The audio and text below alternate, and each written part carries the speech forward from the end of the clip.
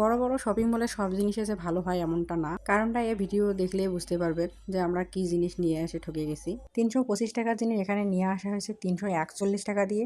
এই মিষ্টি তেঁতুলটা একবার খাওয়ার পর থেকে আমি কেন জানি না এর ভক্ত হয়ে গেছি। প্রায় দিনে যদি ও কক্সবাজার কিংবা চিটাগাঙের মধ্যে যায় তাহলে আমি তাকে নিয়ে আসতে বলি। আর ও এবার বাস্কেট শপিং মল থেকে কিনে নিয়ে আসলো। একটু দামও বেশি নিল কক্সবাজারের তুলনায়। আর জিনিসটা যে খুব ভালো আসছে এমনটা না, আপনাদের চোখের সামনে আমি তুলে ধরতেছি। দেখেন পচা, যদিও বা ভালো লাগতো এত দাম দিয়ে নিয়ে আসছে কিছু মনে করতাম না, আমার যেহেতু প্রিয় জিনিসটা ছিল। আর এরপর এরকম অবস্থা দেখে আসলে সবারই মন ভেঙে গেছিল। যতটাই নেওয়া হচ্ছে তার মধ্যে বেশিরভাগটাই পচা দেখাচ্ছে। তারপর সবাই আর কি চেষ্টা করলাম দেখি যদি ভালো টালো পাওয়া যায়, যেন সবাই দুই একটা করে নিয়ে যার যেরকম ভাগ্যে আসতেছিল আর কি, যদি একটা ওইটা ভালো হয় ওটাই খাওয়া হচ্ছিল, বাকিটা ফেলাই দেওয়া হচ্ছিল।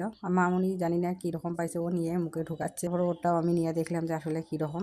ও তো এটার প্রচুর ভক্ত আমার মতো ঠিক। আমার বর এবার শখ করে আসলে এই জিনিসটা নিয়ে আসে আমার জন্য চিটাগাং থেকে, যেহেতু আমরা খুব পছন্দ করি। আর শপিং মলে গিয়ে যদি এরকম জিনিস পাওয়া যায় তাহলে কেমনটা লাগে। এরপর একটা ভালো বাইর হলো, আর এটা মামুনি আর আমি ভাগ করে নিলাম। আমি অল্প একটু নিয়েছিলাম সামনের দিকে, আর বাকিটা মামুনি নিয়ে দৌড় মারছে। আসলে ভালো পাওয়া যাচ্ছিল না তো, সবারই তো মুখের মধ্যে একদম জল চলে আসছিল। আর এটা মিষ্টি বলে অনেকটাই সুন্দর খেতে, সাধারণ তেঁতুলের মতো না। দামটা খুবই বেশি নেয়, তাতেও মন খারাপ হয় না যদি খেতে পারি।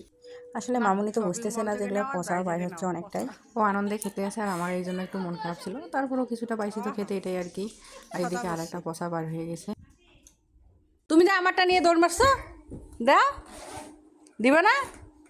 দাও। আমার ওখানে 3টে 4টে বেশি ছিল, দাও আমি একটা একটা খাই। একটাও দিবে না?